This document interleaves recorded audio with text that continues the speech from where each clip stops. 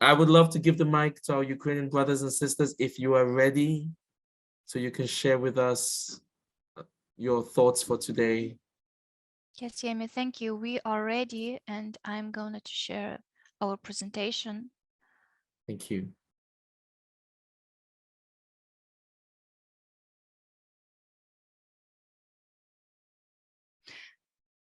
First of all, I would like to start from one information, and for more understanding, while we were preparing one of our presentation, Oksana wrote in our chat with Ukrainians after I said that I heard Putin's and Lukashenko's dialogue. Oksana asked me, did they announce something? And I said, well, I'm not sure because I saw only the part of this presentation, and I'll try to explain you why she asked me this.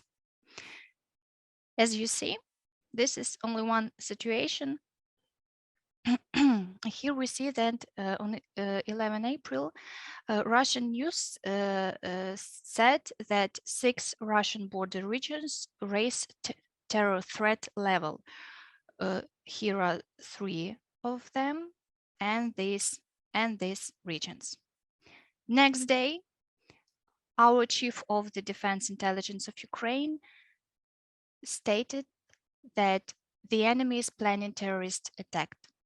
And I want you to realize that it's regular Russians practice that they do something bad, and even to their people, even to Russians, and try to say that those people do that to themselves or to their people. And on April 14th, Russia's alleged that its settlement of Klimovo in Bryansk Oblast is here. It lies about 12 kilometers away from Ukrainian borders. And the next day, our security service of Ukraine published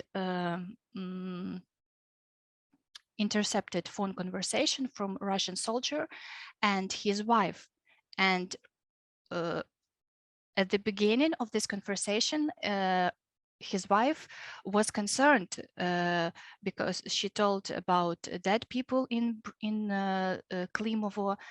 And then Russian soldier said, "Come down, these are our guys shelling."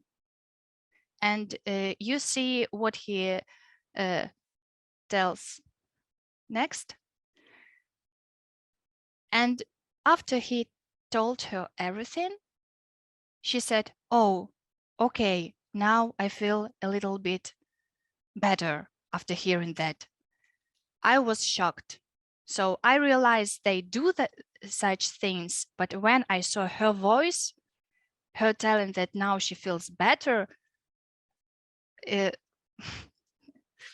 was completely a surprise for me. And it's not only Putin, it's not only Russian soldiers. I don't know how to explain this. And some news from the last week. You told Yemi, you told about Mariupol, and here is the map. So it is a map of Mariupol. Everything here is Mariupol, but red zone are occupied with Russians, and this gray zone. It's Azovstal, that plant where civilians and soldiers are. And on April 17th, the defenders of Mariupol refused to surrender. Every day we see news that they refuse to surrender. And on April 18th, we saw the first video from Denis Prokopenko, and he asked to open this real green corridor, and he told that there are a lot of there are many women, children, and elderly people and wounded soldiers, and he wanted the green corridor for them. And I don't know, but I guess bravery looks like this map.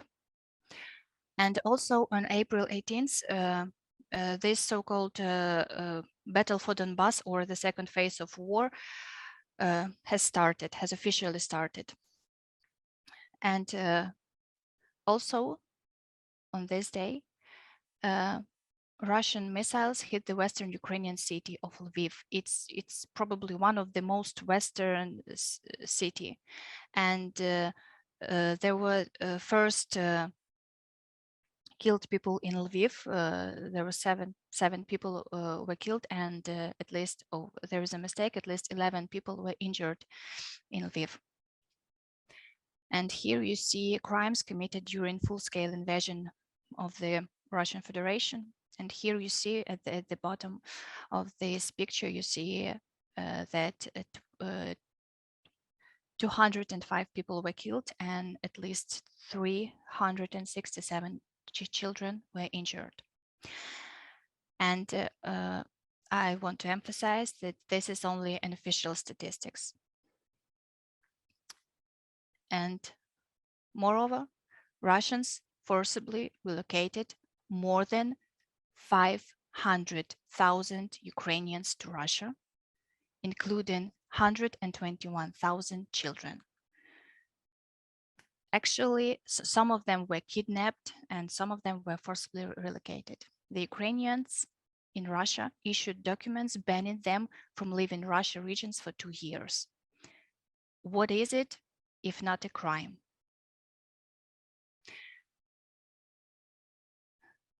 And this terrible photos shows that this week I had a chance to visit my home. Yes, I moved home. I took some clothes and leave it because it's still dangerous to be there. But these pictures were made on the road. So here you see some technique, military technique, which is destroyed. And here is a house, a new house. It was built a few years ago. You see how damaged it is. And here you see only the wall, but it was a big house.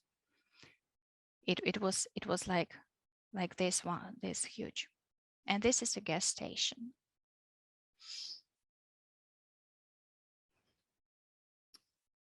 And here is a bridge for pedestrians. I'm not sure how it calls in English, but it was destroyed, and it was destroyed. And when we come back, this part of this bridge, it was removed because it was dangerous if it fall down. And here in the top, you see this is a maternity hospital. And when we saw it, the only question I asked is what maternity hospital had done to them. And this also a Russian technique. But nevertheless,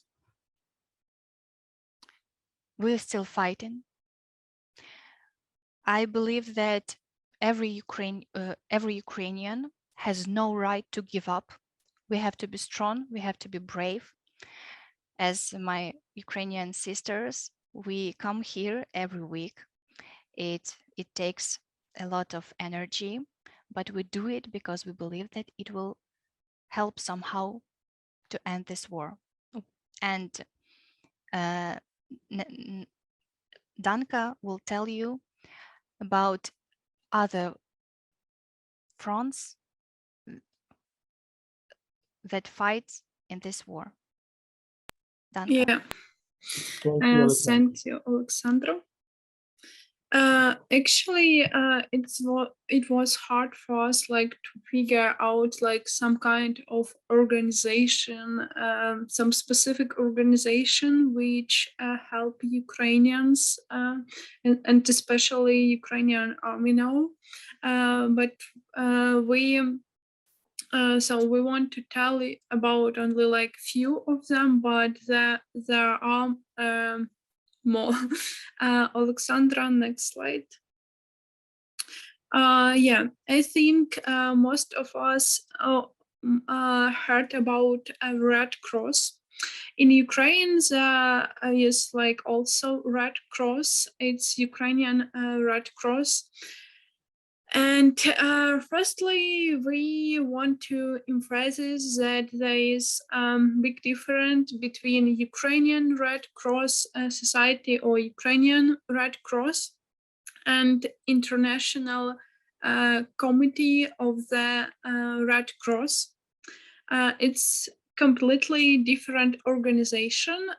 Firstly, because Ukrainian Red Cross has own mandate, if I pronounce it correctly, mandate, and this organization works like only in on territory of Ukraine, like Ukrainians volunteers are there. But the International Committee of Red Cross, they have international mandate. And in this case, they are like a neutral and like mediator between like two parts of war conflict, and they have opportunity like to communicate with authorities of this war conflict. And why we emphasize is it because there was like kind of scandal in March 22. The president of International Committee of the Red Cross meet with Sergei Lavrov, the foreign affair. And in Moscow, they were discussing that, oh, it would be nice to open like Red Cross office in Russia. But for Ukrainians, it is unacceptable. Why? Because in this case, it seems for us, it's mean for us that Russia legitimize this like so-called humanitarian corridors, and as well facilitate forced deportation Ukrainians from occupied territory to Russia. And there is like so many cases like when people when civilians believe that they now they will be in Ukraine, they pass through this blog post and go to Ukraine, but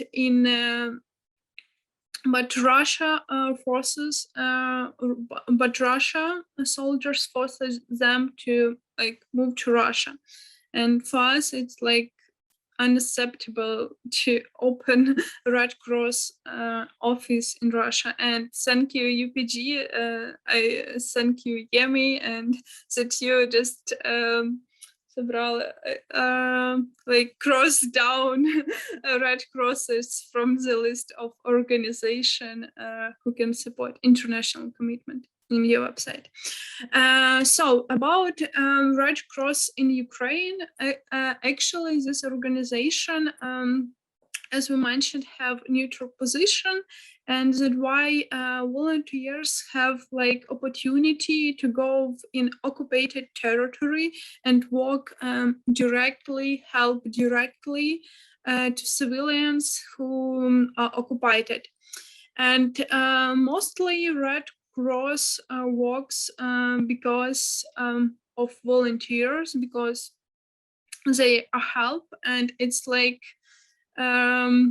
in numbers you could see how big impact is of Red Cross in Ukraine. We have like 6,000 volunteers and 3,000 are reserve. Also, they give help like 400,000 people and distribute the humanitarian aid like in more than like 2,000 tons. And also in Ukraine, there is emergency response team. It's like 500 volunteers. 50 of them is in Kyiv, but the main thing, as I understand it, emergency response team, it's like team which works in really like hot spots, like, and Alexandra, maybe next slide. And there is like a story of one volunteer, one girl, Tanya Romanchuk, from Ukrainian Red Cross. And actually, we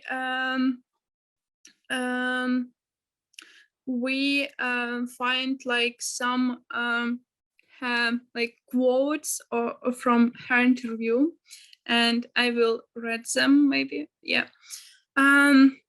About her experience. We are not saving thousands of lives, and there are we are now saving thousands of lives, and there are thousands of other lives, little universes. There are moms and dads, their grandparents, their daughters and sons. Our work doesn't bring us money. We hardly visit our homes and don't see our relatives. And another one is like from her experience when he crosses checkpoint with Russians troops, like soldiers. When I pass the Russian checkpoint, I need to be restrained as possible, despite the feelings that are raging inside. If something goes wrong, anything can happen. They can shoot me or our crew, take me prison, and as a result, we will fail in the evacuation of civilians. Like, and another one is like one important remark. We mentioned that they work in this occupied territory, but Tanya said that we don't leak personal data or make video because next time we won't be able to enter the occupied territories and help the people who remain there. And you could like imagine when you go to this occupied territory, when you saw this like this Russian crimes, and you had an opportunity like to make photo, to tell like what the truth, because firstly you go to help people. Yeah, and if you want to go deeper, we will send this presentation like later or public in forum. There is like whole interview with Tanya Romanchuk, Ukrainian Red Cross volunteer. So you could read it all. And another organization, yeah, thank you. It's Ukrainian Volunteer Service. Actually, this organization also worked in Ukraine before the Russia's full-scale invasion. Since 2017, they developing a culture of volunteering in Ukraine in order to like people do something for another people, like just like usual thing. And more like in numbers, you could see these numbers from the beginning of Russia was they involved more than 1,000 volunteers. yeah, sorry, not thousand, 100,000 volunteers. Involved also 152 case managers and 12 moderators. They also have like application form. So if you need help, you could fill this application form in their website, and then they will help you with your request. And they, if I'm not mistaken, also have like hotline, and thus they resolve more than 20,000 requests, distribute and deliver 730 food packages. And what is most important, like they help people to evacuate from 6th region of Ukraine. And this 6th region, they was in really like in hotspot in the east of Ukraine. And I will not continue because there is so much numbers. I could like say it, but it's like where we find this data. We find this data on the like open post of maybe next slide, Alexandra, Anna Bondarenko. It was like, if I'm not mistaken, 15th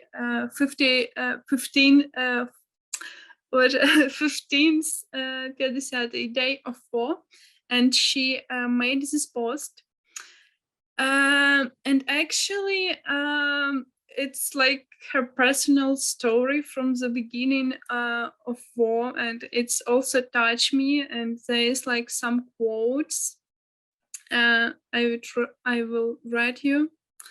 I have a dream to visit some performances at the Metropolitan Opera.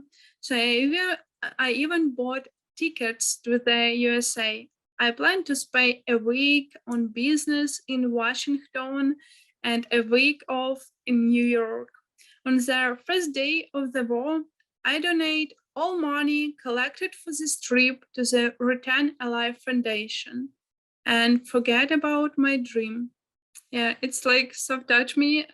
If you visited our previous session, you know that Return Alive Foundation is like one of the biggest foundation who help Ukrainian army. And also, by the way, in the link of video which we present at the beginning, you could find on comment on description link to donate to Return Alive Foundation.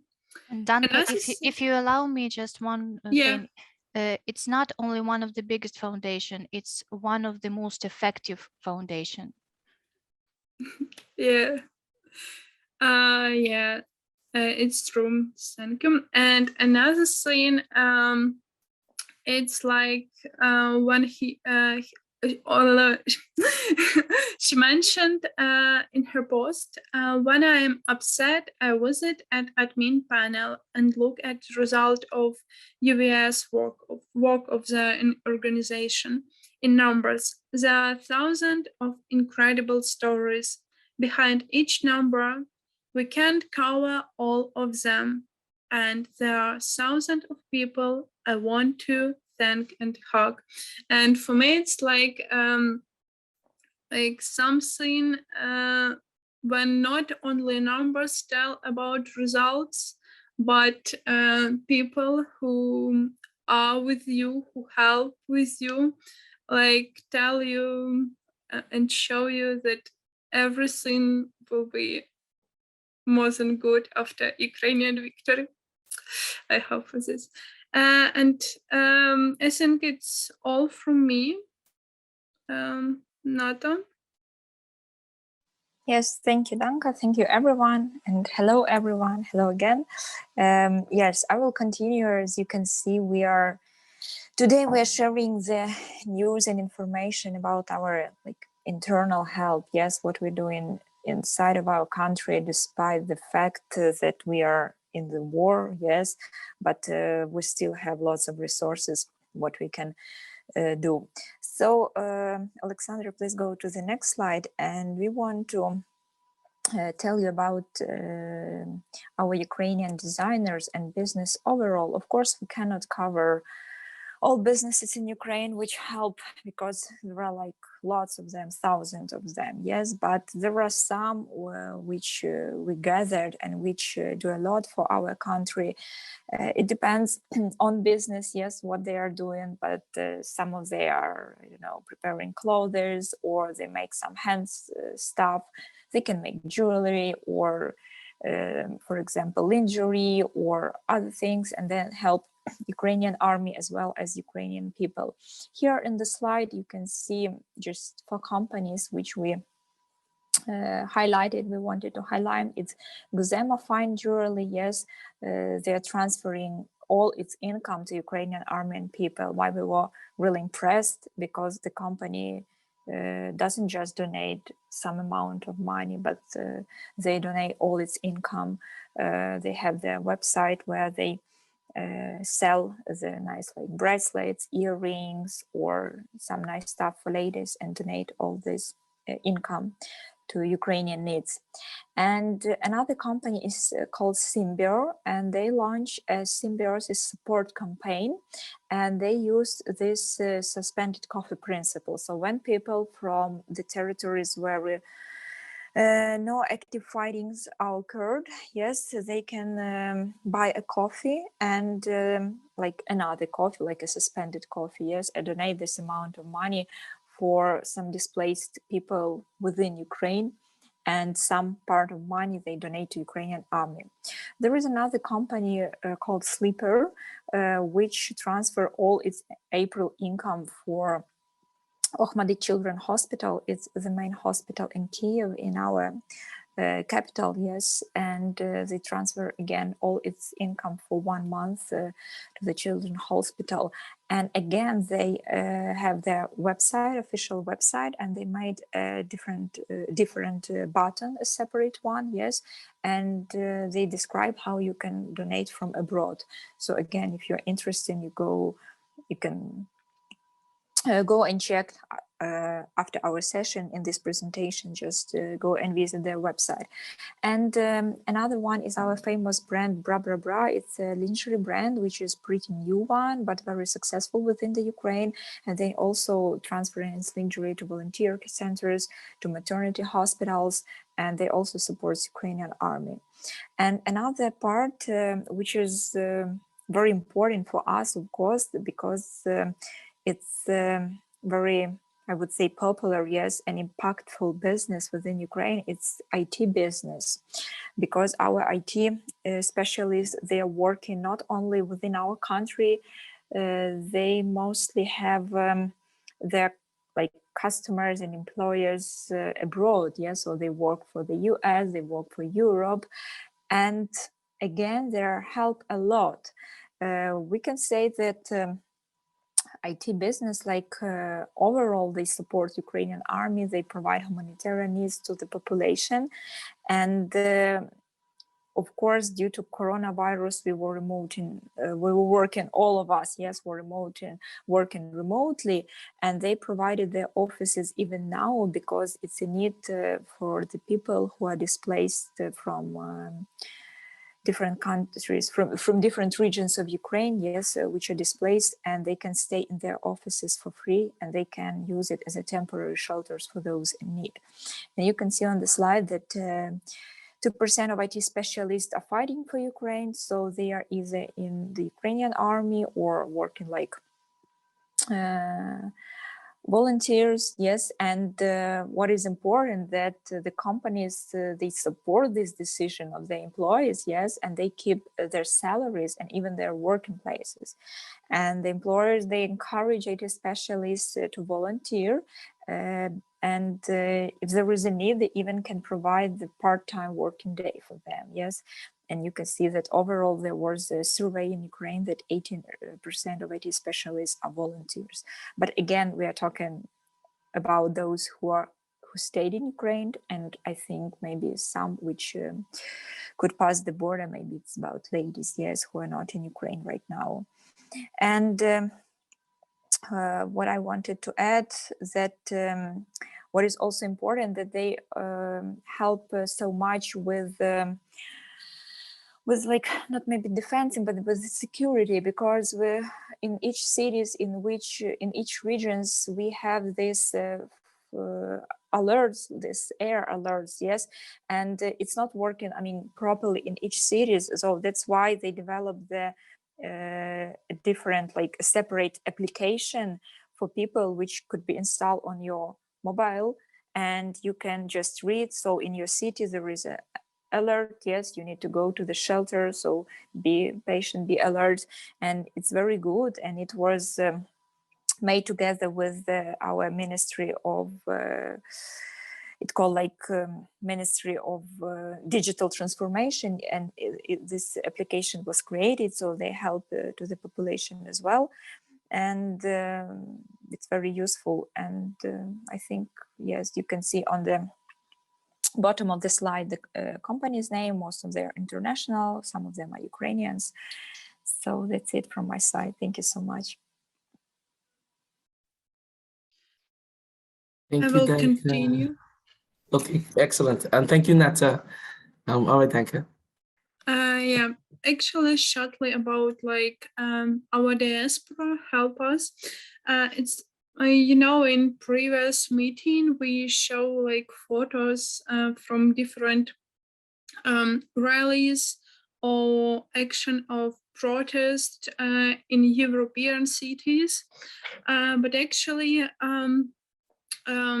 abroad, people abroad support Ukrainians not only by like a rally, not only going to rallies, but also like giving some humanitarian aid.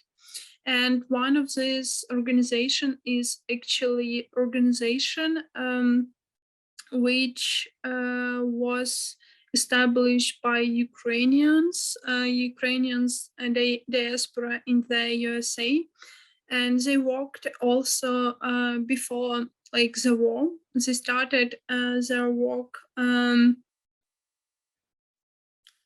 Okay, they started their work like in 2014 when Russia like occupied Crimea, and from the beginning of Russia's full-scale invasion, they like, you could see these numbers. It's numbers from their official website. You can click and go, like 30 million pounds they raised to help Ukrainians. And also you could see in the image how they organize this process. They from the USA to the Poland, because in Poland like so close to Ukrainian border, then to Lviv, and then for those like directly to the east of Ukraine. And now especially they help with some medical supplies and some equipment.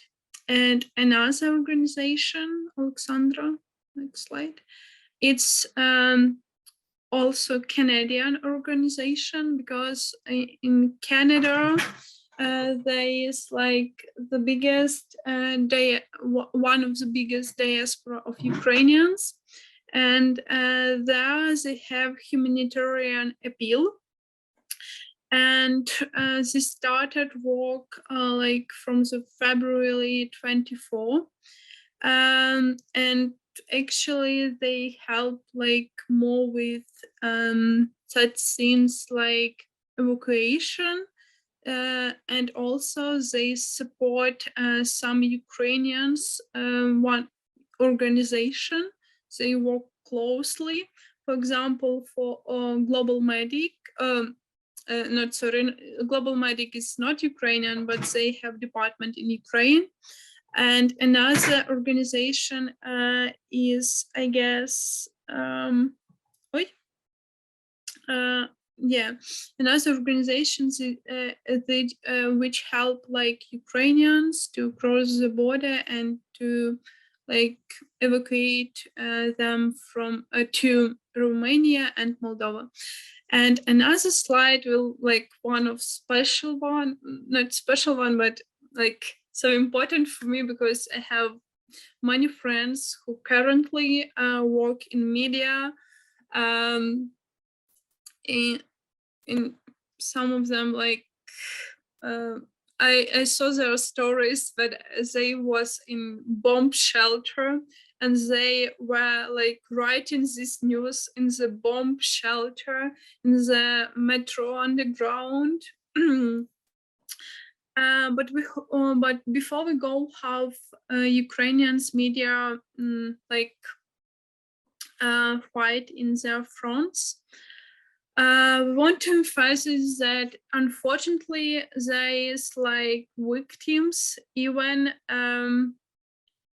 around like journalists. The data, like I think it was updated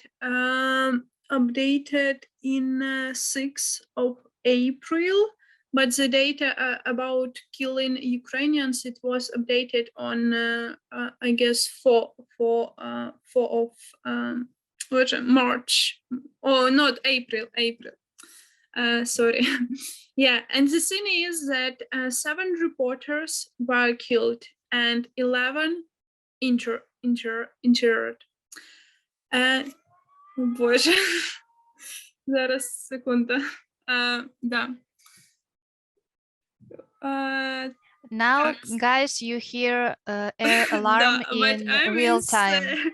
safe place. Don't worry, I just will. Okay, I am like near the room where is no open windows, so it's safe for me. So sorry. Yeah. Да. Да. So you could click in the this one website and also review how these hotspots, this like spots, how like they in which region we have like journalists who were killed. And unfortunately, it's official data from the international organization Reporters Without Borders. And next slide, Alexandra. Yeah. Unfortunately, it's how Russia propaganda works. And when I first like, maybe some of you hear this news about famous Ukrainian photographer, Max Levin. He was killed in a village near near Kyiv region when Russia withdrew like their forces. And the thing is that in left side, maybe Alexandra, you could show this. Actually, this is a screenshot of one of propaganda Russian Telegram channel. Thankfully, it's now successfully blocked, but I made a screenshot earlier, and I don't know if someone know Russian language, but in Russian language, it called like incubator heroev ATO, and it's even як сказати, Вацюк в назві. It's offensive language. They replace one letter in the word heroes, because in Ukrainian it's Heroїв, and they wrote Heroїв, and this first letter they made it offensive language. Yeah. And I asked my friends to translate it in English, and here you could see like what message was in this Telegram channel. I could read it. For more than 10 years, Max lied through his teeth. In the editorial of LBA UR and cooperate with Reuters, BBC, TTR, World Association Press, Громадське. His photos were published by propagandistic and deceitful media like Wall Street Journal, Times, Breaking News Poland, EU Agenda, Work News, Correspondent.net, and some on Bulgaria. And now you could like say that it's like really it's a propaganda news, like Wall Street Journal, and in their like last sentence there is like finally he is dishonorable and lousy liar was destroyed along with the bastard blood brother. May they rest in terror. In Russian, it was something "Земля будет им стеклобетоном," but it's literally in English. It's mean like may they rest in terror. They don't like want. And the thing is that official data, official like what media say that they found this journalist in West with signed like press. So like Russian soldiers know that it was journalist and they shoot him twice. And also in this picture, you could see one of work of Marx, and I think this picture actually shows the quote, like device, don't know, like Motto. Yeah, one of like her motto of him life. Of him, every Ukrainian photographer dreams to take in a photo that will stop the war. And yeah, it's for me a so inspiring story. And if you want to learn more, you could also click on the sources. It's like from Media Ukrainer, and learn more about this story. Yeah, next slide, Alexandra. And here we also collected some media organization which helps directly Ukrainian journalists. First, it's like the Media Development Foundation.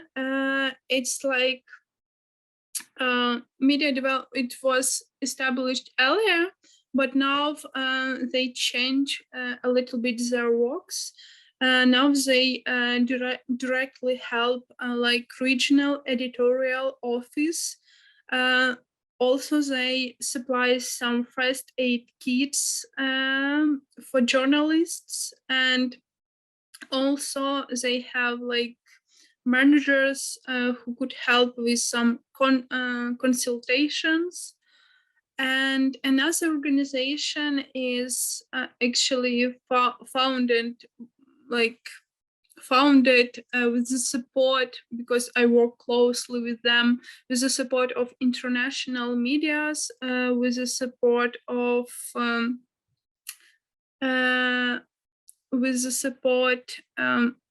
with Reporters Without Borders. They created a chatbot like hotline for media organization, so every journalist could use this chatbot, and if they have any requests, they could write, and this organization will help them. Another is Lviv Media Foundation. They also help with some shelters, some assistance, but what is like more important for me is they works with fixers who help international journalists come to Ukraine and like show this war in the international media. Yeah. And next slide, it's a slide which most of you, I guess, already saw. This we collected some Ukrainians media, like independent. Most of them, they are all independent, and they tell like what is going on in Ukraine in English language and also in foreign language. For example, Ukrainer is tell in 9 languages. So if you want, you could check their website and also Telegram or channels or Instagram pages. Yeah. And next slide, I guess it's what you can do for Ukraine. You already saw this slide, but we emphasize like, please donate for Ukrainian army, because now our army is like, they are like the biggest defenders for us. And I just like spent like 1 hour or 1 hour and a half, and I was thinking about this polk at night, about this polk Azov that is in Mariupol, and I was thinking, no, it is impossible that they could like lay down their arms. It's impossible. I really believe that they will stay like for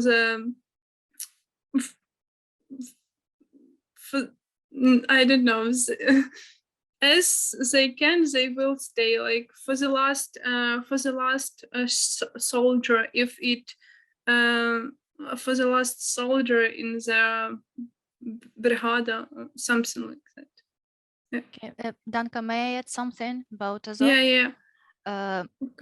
In Mariupol, there are many troops, many kind of troops, and they have ordered to burn it to the ground. And the most horrible thing, I guess, that every soldier, every Ukrainian soldier, every Ukrainian defender who is in Azov still, he realized that if Russians will capture them, they will torture them as, I don't know how to do, what adjective to add, but they will torture them, and it will be horrible. And they know it, and they realize it, and they live with this every day, every hour. Yeah.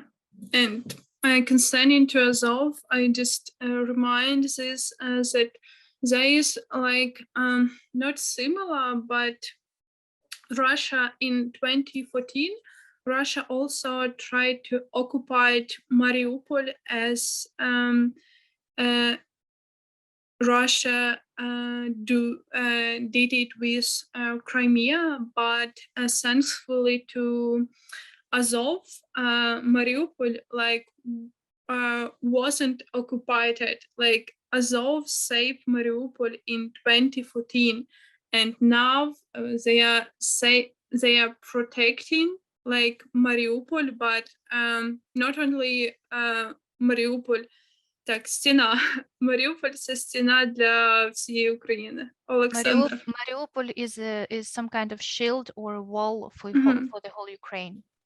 Yeah, I think. Yeah, so it's like all from that's all from our presentation, and we thank you that you let us share it.